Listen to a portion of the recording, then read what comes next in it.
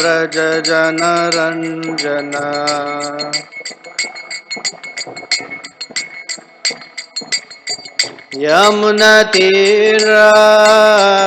यमुनतीरावनचारी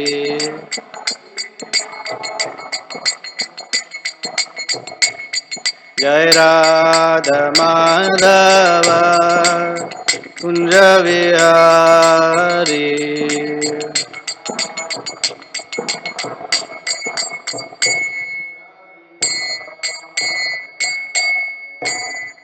जय ओम विष्णुपाद परमहंस परिव्राजकाचार्य अष्टोत्तर शत Shri Shrimad divine grace AC भक्ति वेदांत स्वामी शिल प्रभुपाद की जय।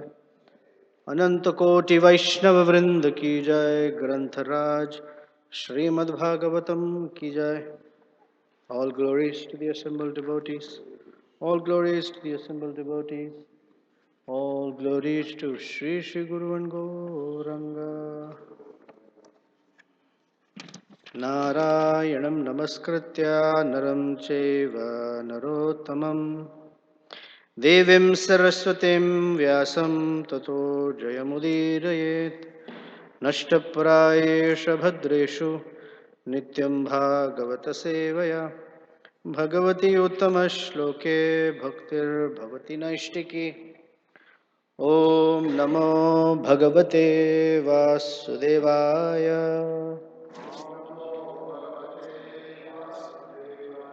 Om namo bhagavate vasudevaya.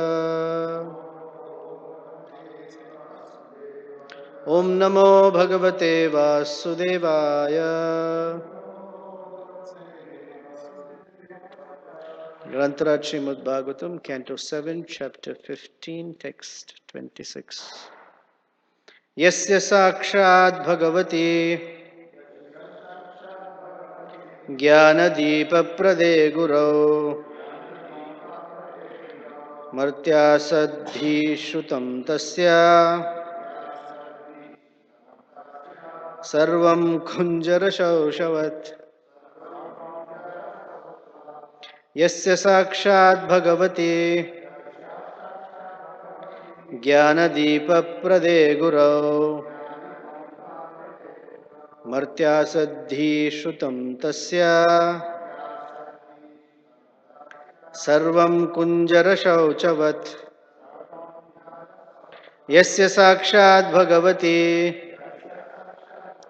jnanadeepa prade gurau martya saddhi shrutam tasya sarvam kunjara shauchavat.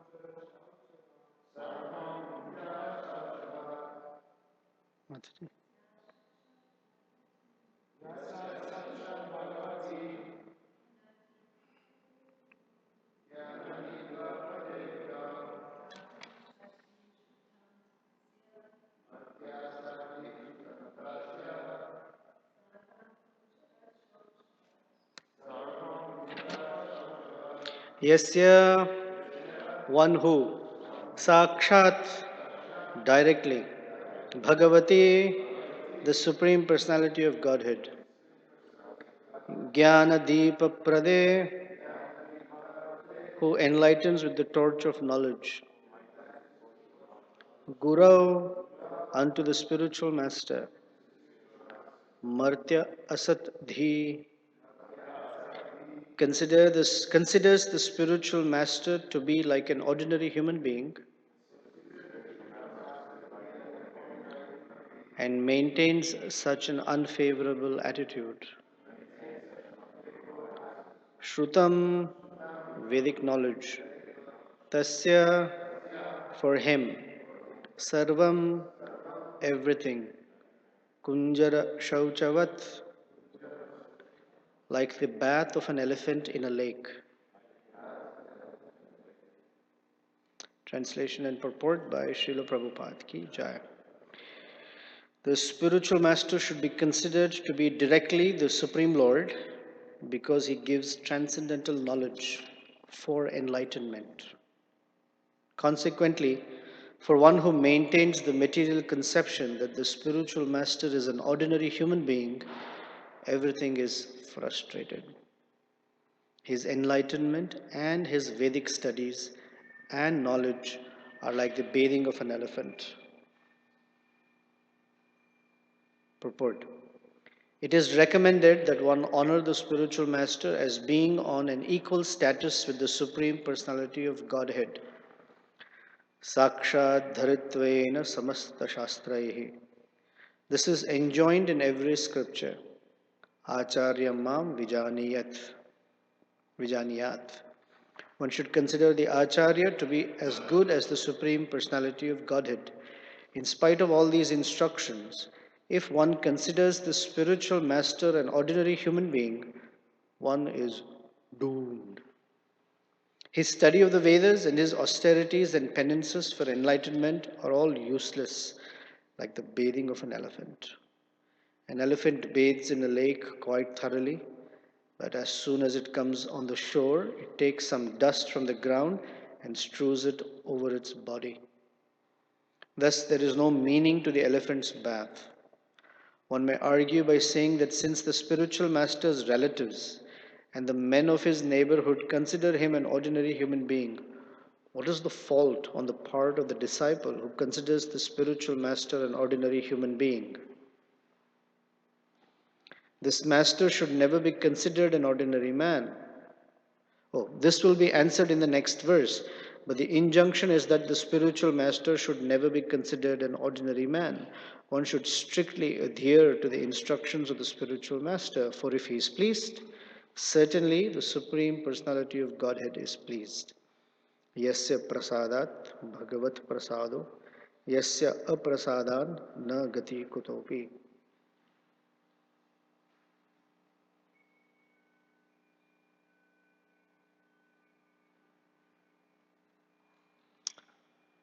So,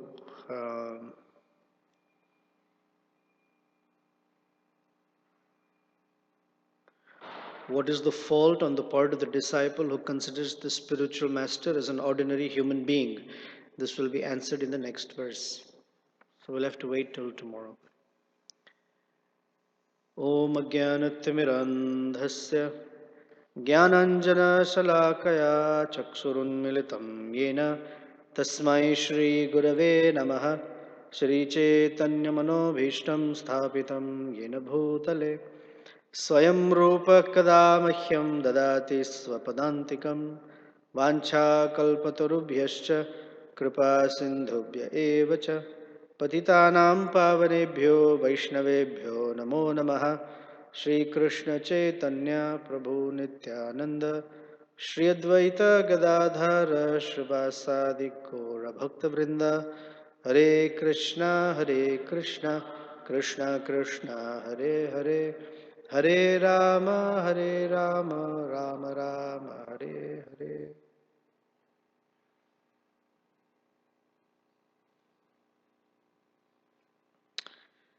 So,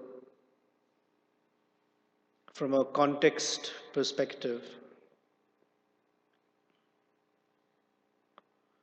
well, the previous verses are talking about certain qualities to develop: freedom from envy, development of transcendental knowledge, caring for other living entities, avoiding the obstacles by curbing sense gratification, practicing yoga, developing the mode of goodness. There's a whole long list. Where do these qualities come from? In one sense, they have to be inherent. The soul, by nature, has all the good qualities. But those good qualities are so hidden uh, under the thick covering of ignorance that they don't manifest. Just as coal, which is not burning, there is some fire in it, but you don't see the fire. It is covered by smoke or ash. Yata dhumrena niyate vanir. In the Bhagavad Gita, when Krishna is describing how the quality of the soul is covered by lust, and he gives three grades. Yatha dhume na avyate vani. Vani means fire. Just as smoke or ash covers fire. The incense stick is burning. You don't see the fire. But if you blow some air on it, immediately the smoke dissipates and you see the fire. Or a piece of coal, if you were to blow or fan it, suddenly you see the fire that's inside manifest. Correct? Otherwise, you don't see. It's gray color. It looks charred. All you have to do is fan it a little bit. And then he says another degree. Yatha malo darpena. Just as there is dust on a mirror. And yatha garbhena avrate ulbana. Just as the womb, it covers the embryo. Of course, when a pregnant woman is walking, you can tell. We can tell only in an advanced stage of pregnancy. The first trimester, no one can tell. But still, there is an embryo that's covered by the womb. It's there, but no symptoms of life manifest. Even if you blow some air or wipe it with a cloth, you can't find the symptoms of life in an embryo that's inside a womb. So these are three grades of, or three analogies given to show the degrees of lust or ignorance that covers these qualities of the soul. The inherent quality of the soul is love for Krishna. That's hidden. So what is it? What is the medium, or who is the medium that brings those qualities out in the first place? It's not the demigods. It's not karma. It is the spiritual master. Only the spiritual master can awaken the dormant love for Krishna. No one else can. No one else is empowered to do it. The demigods cannot do it. Professors cannot do it. Karma cannot do it. Good weather cannot do it. Beautiful scenery cannot do it. Nothing can do it except the spiritual man. He is the only person, or I should say in plural, spiritual masters. The devotees performing the function of Siksha and Diksha gurus, only they have, even Vartma Pradakshaka to some extent, only they have the ability to awaken a soul back to Krishna consciousness. No one else has it. It's a very, very, very specially empowered position. And that empowerment is such that Krishna says that the spiritual master is as good as me. And that's the verse Prabhupada's quoting. Acharya mam vijaniyat. One should know that the Acharya is as good as me. There's no difference. Of course, our philosophy is simultaneous oneness and difference. But Krishna says, I consider the spiritual master as good as me. Whatever he says you should take as what I am saying. So we sing every morning, Sakshat Dharitvena Samasta Shastra. So the word for word is Sakshat, which appears here. Yes, yeah, Sakshat. So Sakshat means directly or in personage. If Krishna were to manifest here, we say Sakshat Bhagavan Krishna has manifested. When the spiritual master comes, we say Krishna has appeared in my house. It doesn't mean that he is Krishna, but he is the carrier of Krishna's message, who is as good as Krishna. So the verse is Sakshat Hari Tvena. Haritva. Haritva means possessing the quality of. The prefix Tva means having the quality of. So we say Tattva, which means truth. Tattva, having the quality of that truth. Or we say Sakshat Haritva, having the quality of the Supreme Lord, or having all the empowerment of the Supreme Lord for that function to do. So Sakshat Haritvena, and it's not, Prabhupada says in lecture, it's not my opinion or his opinion or their opinion. Samasta Shastra, all scriptures. All scripture includes the Bible, the Quran, the whatever books, the Jew, the Torah. You pick any scripture anywhere in the world, and this principle, including Buddhism, the spiritual master is the representative of God. To Samasta Shastra. Ukta, all the scriptures say. They say one thing, that the spiritual master must be considered as good as God. And when one considers that way, then whatever fanning the spiritual master does removes the ignorance. And one who doesn't consider like that, which is the verse, sometimes instructions are given with negative examples. The verse could have said, everyone should consider the spiritual master as good as God, and one will become purified. Correct? But in this verse, it gives the opposite. One who doesn't consider like that, his Vedic knowledge is considered to be the bathing of an elephant. You give a negative example to understand something better. Therefore, it's described that in stories, Puranic stories, movies, books, you have a hero and you have a villain. And when you read about the villain, you actually start liking the hero. Because the villain shows you all the things you're not supposed to do. And the hero shows you all the things you're supposed to do. So both examples are for our appreciation of the hero. So this guy is the lusty, arrogant, whatever.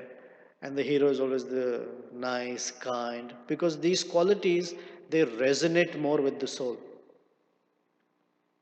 The rebellious, sometimes we think, hey, I relate more to the villain. Yeah, that's the problem. And the whole process of spiritual development is to change that, to transform us. So, on Sunday, His Holiness Radhanath Maharaj was saying, it is not it's not how you serve, it is not what service you're doing that's important, but the most critical thing is for whom we are doing this service. If that's not clear, then the full advantage of that service doesn't manifest. One should be conscious. I'm doing this for Krishna because it's the order of my spiritual master. That if my spiritual master is pleased, I'm confident Krishna is pleased. So this purport, Prabhupada is emphasizing just one point, that one who considers the spiritual master to be an ordinary human being, and that is the trick because he is a person in flesh and blood, and we see sometimes, oh, he's forgetting something, or seemingly makes mistakes, but we should not consider him ordinary. He is a representative of Krishna. And one who considers him as ordinary, his study of the Vedas, his austerities and penances are like the bathing of an elephant. And it's not like 5% of his Vedic study is useless, or 10%, or 50% of his Vedic study is useless. The verse says, Sarvam Kunjara Shauchal. His entire knowledge, his entire austerities, his entire penances, whatever seemingly credit he has, is all useless. It's not a part is good and a large part is bad. Everything useless. It is as useless as decorating a dead body and expecting it to be alive. It doesn't work. Dead body is dead body. You can decorate it nicely. It looks very nice. In fact, some dead people look more peaceful when they were alive. When they were alive, they're all angry, and they're beating people up, and they're very, very horrible. But when they're dead, they're so peaceful. Like, wow, you know, nicely dressed up in suit, decorated with flowers. Some people are better dead in that sense, but that has no value. Their being peaceful at that point has no value. All dead people are peaceful, except the ghosts. All dead people are peaceful. But that peace has no value. Similarly, having knowledge, and they can say this and they can say that, and they may have a thorough sense of all the nuances, but if love for Guru is not there, it's useless. Has no value at all. Prabhupada many times exposed, and there are so many stories about the uselessness of knowledge in the absence of love for Guru. Um, so one should carefully consider that along with development of knowledge, because academically we can pick up verses, we can learn their meanings, we can explain it as well. All that is skill, it can be done. But potency comes from love. The potency to touch another person's heart doesn't come from knowledge. The potency to touch another person's heart only comes when our heart is touched by Guru's grace. I would say His divine grace. Unless one has love for Krishna, or I should say, yeah, love for Krishna in the form of love for one's Guru or Gurus, it cannot touch anyone else. People may say, very impressive talk, very impressive whatever that activity they have performed, but in their own heart, there is no attraction. It won't awaken. On the other hand, a person who has genuine affection for their spiritual master, whatever little they do, it immediately attracts another person to, oh, what is it? Can I also do? Because service is what awakens service. A service attitude awakens service attitude. So I've been hearing something from Mahabharata for the past few days. And one of the things that's a recurring theme is the difference between, which is what we've been talking here as well, the difference between having knowledge, being an expert, and having the right devotional mood. One can have great skill. The discussion is about Karna and Arjuna, and Karna has great skill, in fact, skill greater than Arjuna's. Not only is he skilled, but he's also expert. Very, very good at archery and warfare. But no love for Guru. That is missing for him. And because it is missing for him, he is always looking for a materialistic, advantageous situation. Throughout his life, Karna is always, sometimes he's misunderstood as like a very great fellow, but he is a crook inside and out. In fact, it was described that Duryodhan is actually a better person than Karna. Because Duryodhan is very open. I do not like Vedic principles. I do not like dharma. I will not follow dharma. I like to punish my cousins and I will do it. At least he is open about it. Karna, in the guise of being a very nice guy, is even worse. He has very, very strong materialistic ambitions.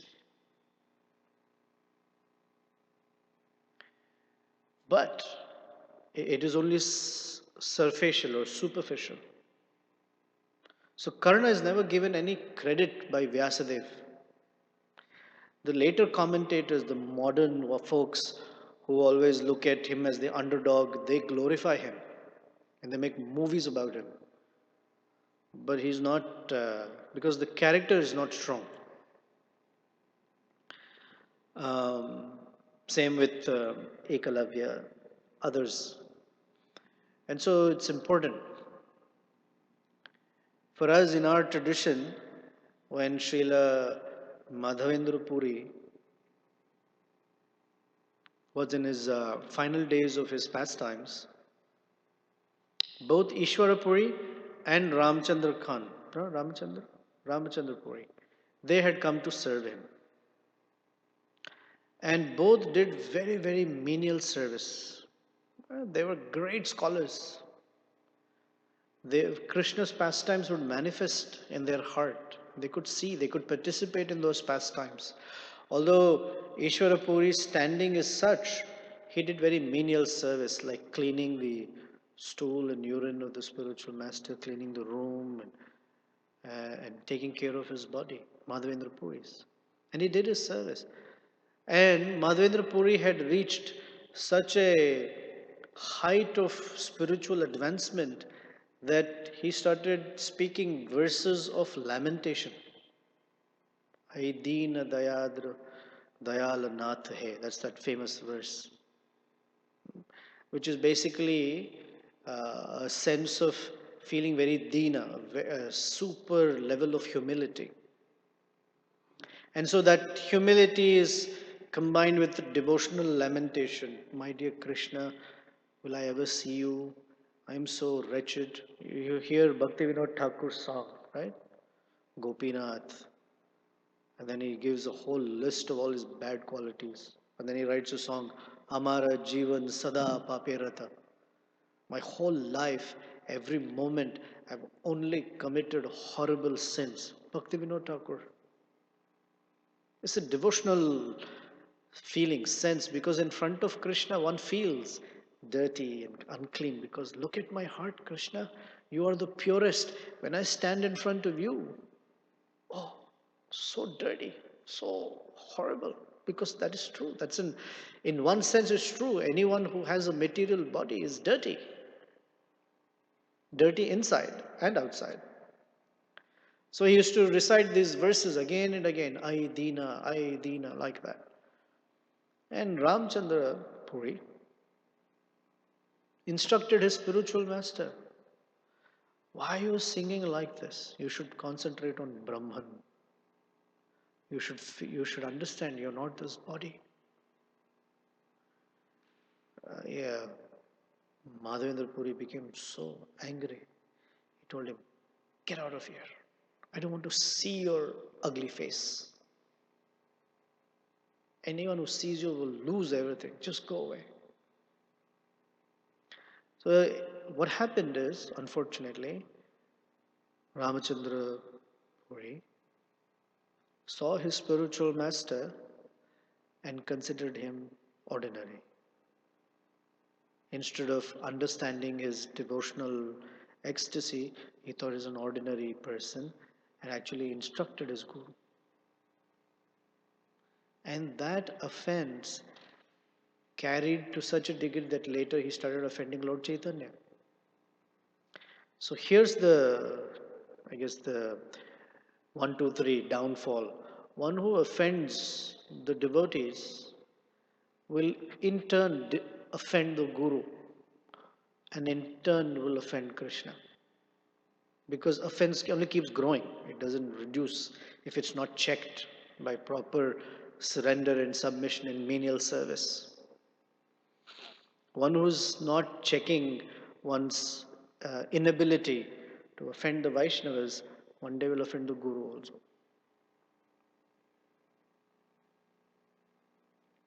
And there's a song that even if one offends Krishna, still one can overcome that offense by chanting of the holy name, by the grace of a Vaishnava.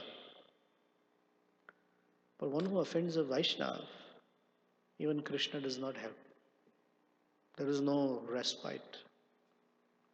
Only falling at the feet of that devotee and begging for forgiveness is the only method. There is nothing else that will work. We know the story of Durvasa Muni and Ambarish Maharaj. So I'm going to fast forward through its story. That when Durvasa Muni reached Vaikuntha and the heat of the Sudarshan Chakra was growing, Durvasa Muni begged, please forgive me. I offended your devotee. Please forgive me. And Lord Narayan says, sorry, I cannot help you. I am helpless. Because I am surrendered to my devotees. So if they forgive you, great. I cannot help you. There is nowhere that God says, I'm helpless. This is the only place I'm helpless. Because it's my devotee you have offended.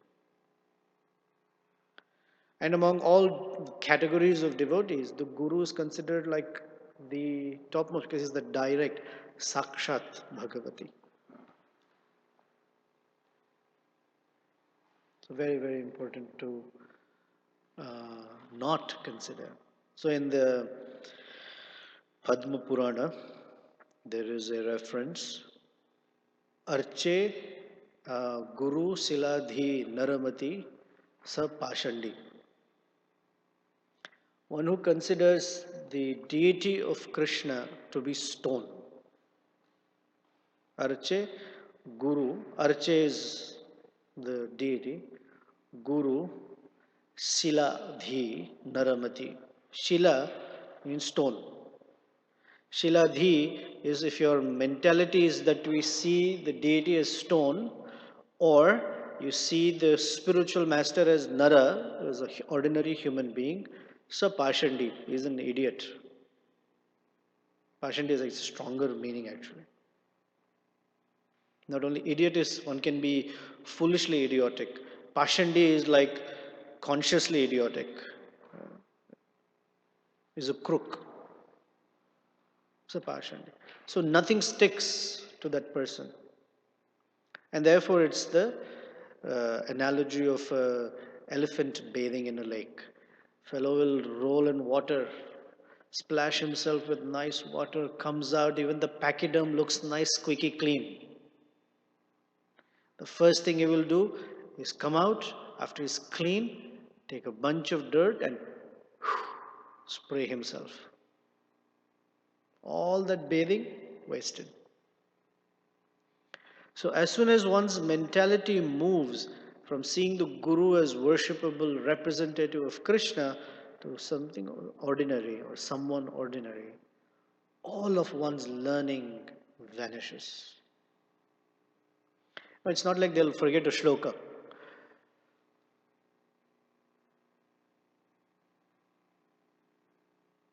I can't remember that shloka. It's not like that. One may remember the shloka. One can even remember the meaning of it. One can even explain it. But no realization. One's heart becomes vacant of realization. One may be filled with knowledge, but no realization. And one who doesn't have realization cannot traverse through life and become successful in life. This is the difference between knowledge and realization. Knowledge, anywhere it's available. As we joke sometimes, one can get knowledge from Srimad Google Acharya. You can Google and get answers to anything. But no, Google Acharya cannot give realization. Realization only Guru can give. How? By engaging us in service to Krishna. Google will even say, serve Krishna, but nothing, no. Therefore, he said, Acharya, one who has to teach us properly. That's the difference. Realization is Bhagavat Tattva Vijnana, Mukta Sangasya Jayate. Without that realization, one cannot become free. That's the verse. And then tomorrow there's an explanation. Why Narada Muni, the question Prabhupada raises, what is the problem if the disciple considers the spiritual master as ordinary when the spiritual master's relatives and neighbors see him as ordinary? The spiritual master's parents will say, hey, we know him. We've seen him since a child. He used to run here and there. He used to steal a few cookies, whatever. But when the disciple says, oh, all his friends think he's ordinary, what's the problem if I think so? And the answer to that is in tomorrow's verse. Okay, any questions or comments?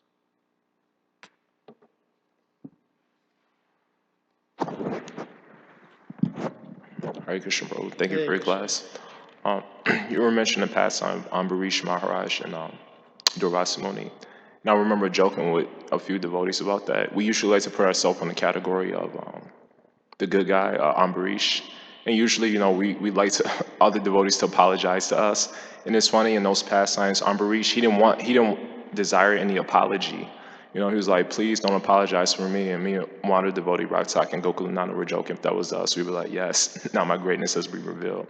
So my question is basically, in regards to this pastime, is that Durvasa Muni, he had impetus to apologize. Lord Vishnu said, I'll cut off your head. And so also Haridas Thakur and Gopala Chakravarti, he got leprosy because he offended Haridas Thakur. So he had impetus. Now, the Lord, he may not try to cut off our head, but he may cut us off from prima donna, or he may not give us leprosy, but he may give us the disease of dissatisfaction. So my question is, how do we know, essentially, if we're committing aparaz? That's a very apparent impetus to apologize. I'm going to cut off your head, or I'm going to give you leprosy.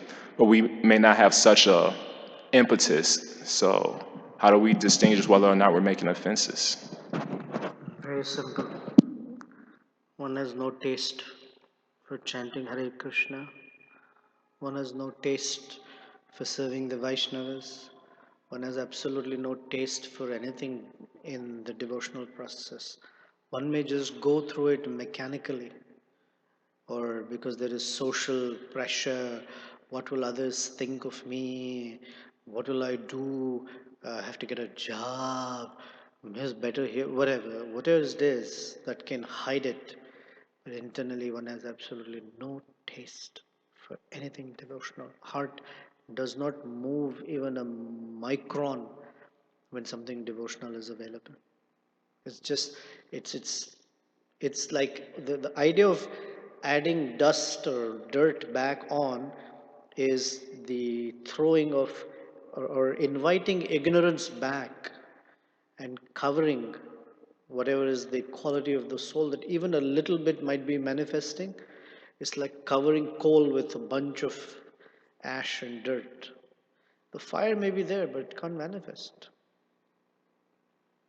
It progressively kills or regresses us back into materialistic pursuits. That's the problem. We may not get beheaded. Sometimes getting beheaded is a little easier.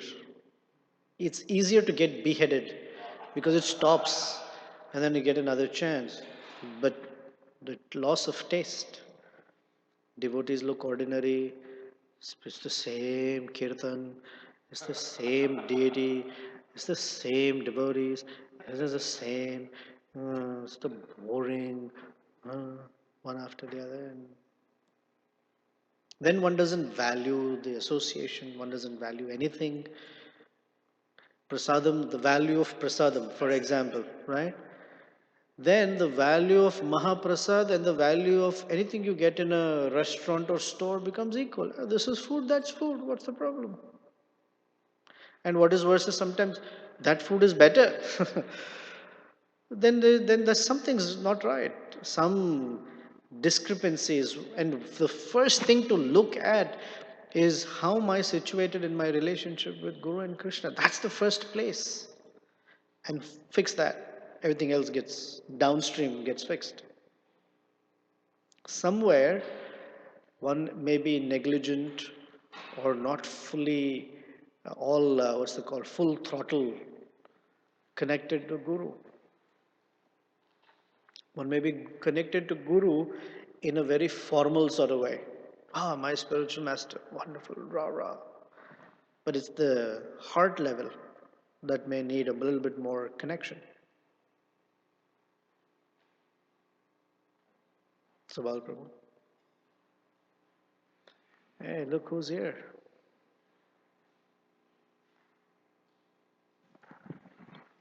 Hare Krishna Prabhu. I was just thinking, what would be the position of a disciple of a spiritual master that circumstantially is falling from the position of a spiritual master in terms of, for the time being that it was properly situated and now it's not. Nothing happens to a disciple.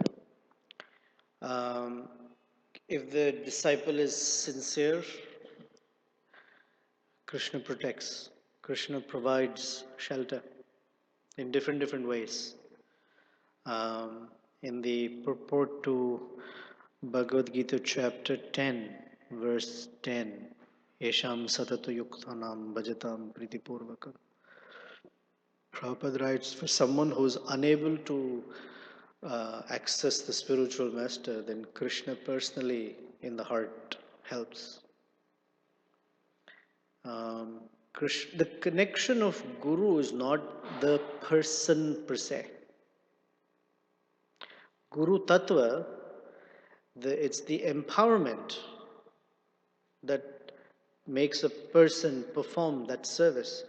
And if that person deviates from their position of servant of Krishna, then the Guru Tattva principle will not manifest in them. It's not the person per se, it's the empowerment that acts through that person. And if the persons are not a fit instrument, then that principle won't act. Of course, the principle is manifest in a person, it's not impersonal in that sense. It's the person who performs the role of Guru. And as soon as they whatever fall or whatever happens, then the same empowerment doesn't manifest through them. So Krishna then manifests it through someone else. Therefore, in the Bhagavad Gita, that verse, 4th chapter, 1st verse, Evam parampara praptam imam rajashriyo viduhu. In that he says, Sa kale neham mahata yoga nashta parantapa. Yoga nashta is that when one breaks one's link or connection to Krishna, then that descending mercy doesn't flow anymore. So one can't feel Krishna or access Krishna in that particular descending line. And our connection is that immediate person. So that then Krishna will establish it through someone else. So evayam mayatedya yoga prokta puratanaha. Bhaktosi me sakha cha iti rahasya eta uttamam. Rahasyam hi etad uttamam. Now, because you are my friend and devotee, I am re-establishing this connection through you.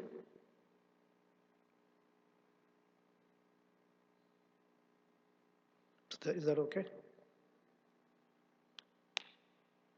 Is the same. We see a little bit like that in the world around us. Let's say some elected government official. As long as they're performing their function, the public gets all the benefit from him or her. And when something happens and they have to be removed from the position, then that person itself cannot do anything for the public because they're not in that position anymore.